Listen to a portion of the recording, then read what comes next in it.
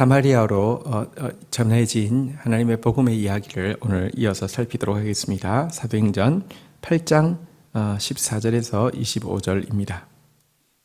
14절 예루살렘에 있는 사도들이 사마리아도 하나님의 말씀을 받았다 함을 듣고 베드로와 요한을 보내매. 자, 사마리아에 복음의 역사가 일어나자 예루살렘 교회는 즉각 베드로와 요한, 다시 말하면 가장 중요한 두 사도를 기쁘게 파송하고 있습니다. 그리스도 안에서 정말 어떤 차별도 있을 수 없고 모두 하나라는 믿음이 강하게 표출되어진 사건이라고 할 수 있습니다. 700년 이상 계속된 유다와 사마리아의 적대 관계가 복음 안에서는 단박에 이렇게 무너지고 있는 것을 보여주는 것입니다. 사마리아에 내려간 베드로와 요한은 어떤 일을 했습니까? 15절 그들이 내려가서 그들을 위하여 성령 받기를 기도하니. 복음의 역사가 강력하게 있는 것을 보고는 그냥 잘하고 있다 이런 정도가 아니라 그 복음을 온전케 할 성령의 역사가 이들 가운데서도 시작되어지도록, 마치 제자들이 이제 예수님을 모시고 있었지만 아직 성령의 역사가 시작되어지지 않았고요. 예수 그리스도께서 부활 승천하신 이후에 그들에게 성령의 강림이 오순절에 임했지 않습니까?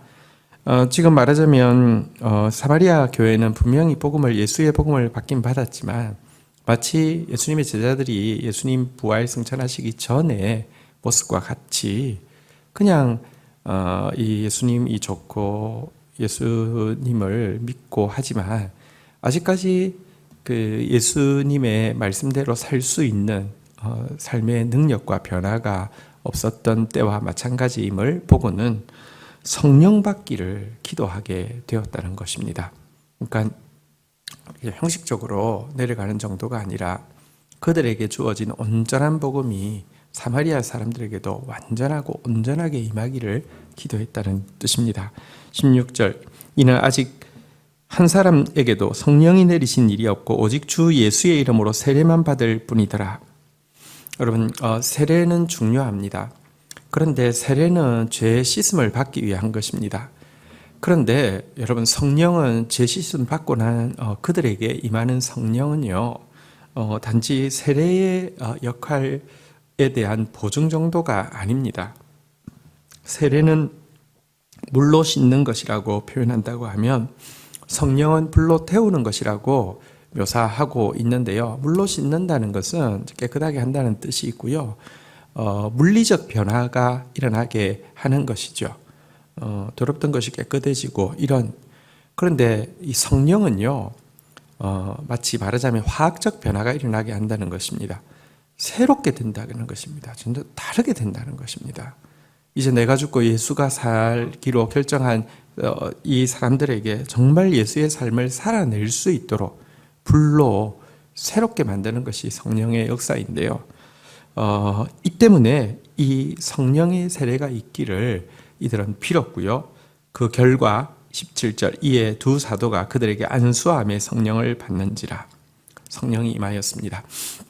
한 가지 여기서 우리가 좀 생각해야 될 것이 있습니다.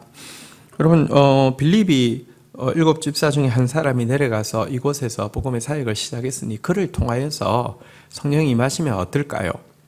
그런데 여러분, 지금 이제 예루살렘 교회와 그 사마리아 교회가 이제 정말 하나님 안에서 하나가 되어졌다는 교제와 연대의 표시로서 베드로와 요한이 내려가는 것도 굉장히 중요하지만 지금 이제 하나님의 교회의 질서와 권위가 동일하게 사마리아 교회에게 미치고 있음을 선언하는 이 중요한 상징이 베드로와 요한이 기도할 때에 성령이 임하신 것을 통해서 나타났다는 것입니다.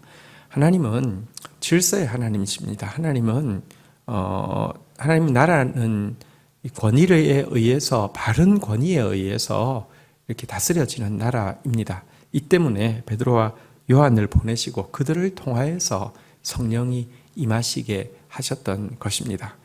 그래서 바른 하나님의 역사가 있는 곳에서는요, 바른 권위가 세워지고 바른 질서를 또 존중하고 순종하는 모습도 동시에 동반되어지는 것을 통하여서 알 수 있습니다.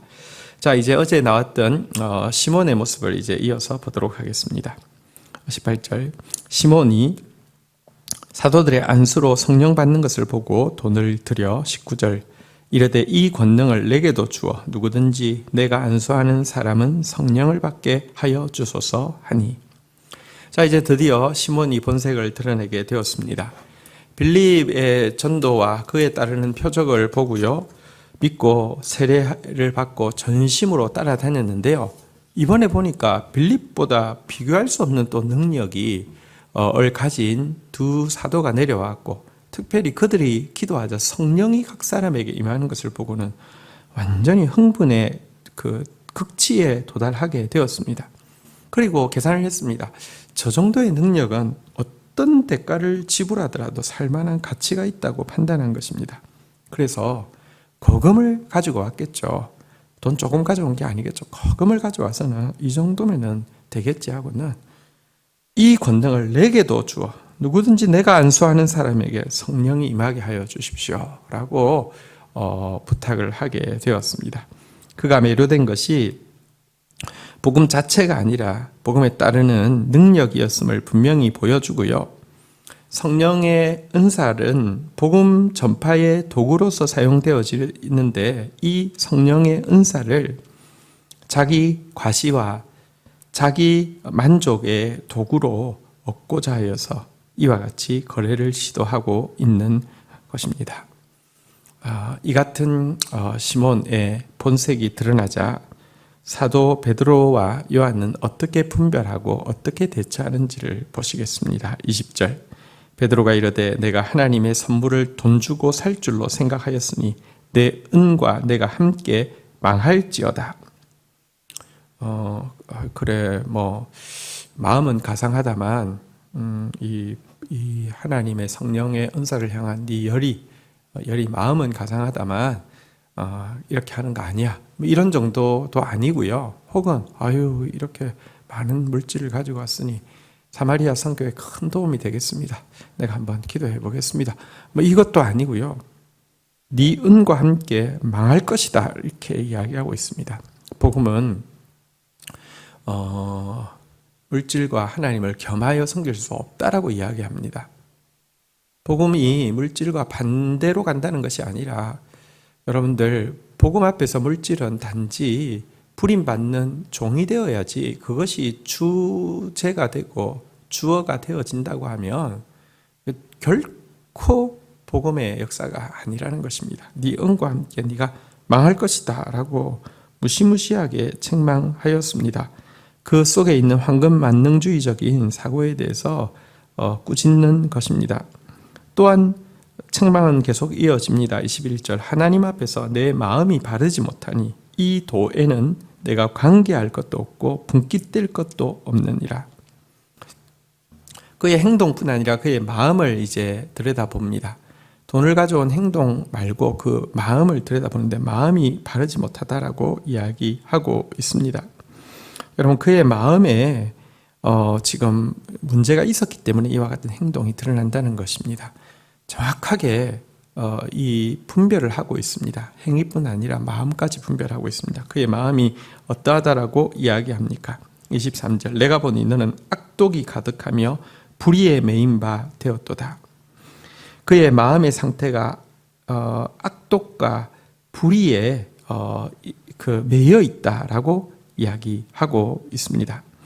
여러분, 그는 지금 이제 그 악한 마음에 지금 사로잡혀 있습니다. 그리고 이 진리, 바른 의가 아니라 불의, 다시 말하면 사단의 이 생각에 사로잡혀 있다고 이야기하고 있습니다. 여러분, 사단도 영입니다. 그래서 사단도 표적을 일으킬 수 있고 기사를 일으킬 수 있습니다. 그러나 그가 표적을 일으키고 기사를 일으키는 이유는요, 무언가 사람들에게 회복을 주기 위해서, 위로를 주기 위해서가 아니죠. 그가 표적과 기사를 일으키는 이유는 참 의를 대적하고 방해하기 위함이고요. 하나님을 대적하고 모독하기 위함이고요. 영혼을 파괴하고 죽이기 위함입니다. 그래서 그가 행하는 모든 표적의 근저에는 악독한 마음이 있고요. 그리고 의를 대적하는 불의가 있는데요. 지금 어떻게 보면 기득권을 내려놓고 이제 개종을 했고요. 뿐만 아니라 물질까지 들여서 이 은사를 받고자 하는 그에 대해서 칭찬하는 것이 아니라 그의 내면에 불의와 악독이 가득하다고 그의 내면에 대해서 이렇게 책망하고 있습니다. 그러자 24절 시몬이 대답하여 이르되 나를 위하여 주께 기도하여 말한 것이 하나도 내게 임하지 않게 하소서 하니라. 시몬이 이 앞에서 두려워하면서 이런 그 은과 함께 망할 것이다 혹은 이 도에 분깃될 것도 없다라고 한 이 무서운 책망에 대해서 하나도 자기에게 임하지 않게 해달라고 또 이제 두려워하면서 간구하고 있습니다. 여러분, 그런데 이 뒤의 일에 대해서 그래서 시몬이 어떻게 됐는지에 대해서는 전혀 언급이 없었습니다.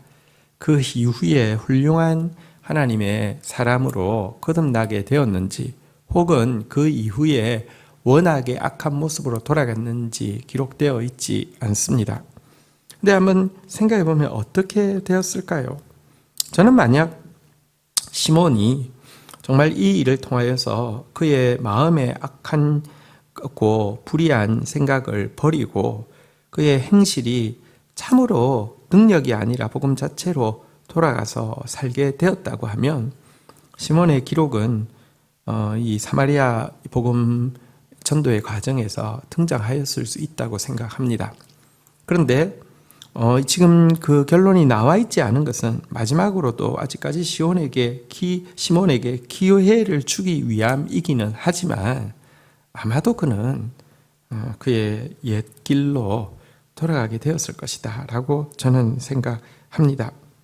제가 이 이야기를 하려고 하는 이유가 있습니다. 오늘날 너무 많은 시몬과 같은 사람들이 교회 안에 있는데요. 이들에 대해서 분별도 안 되고 이들에 대해서 책망하지도 않고 도리어 이들을 유명 간증 강사로 사용하여서 처음에는 그의 그 불의함과 악독함이 덜 드러나지만 시간이 지날수록 결국은 자기밖에 없고 결국은 돈밖에 없어서 결국은 그가 일하면 일할수록 의가 세워지는 것이 아니라 불의가 퍼져나가는 경우가 너무너무 많기 때문에 그렇습니다. 참된 믿음과 청결한 마음은 뗄래야 뗄 수 없는 관계에 있는데요.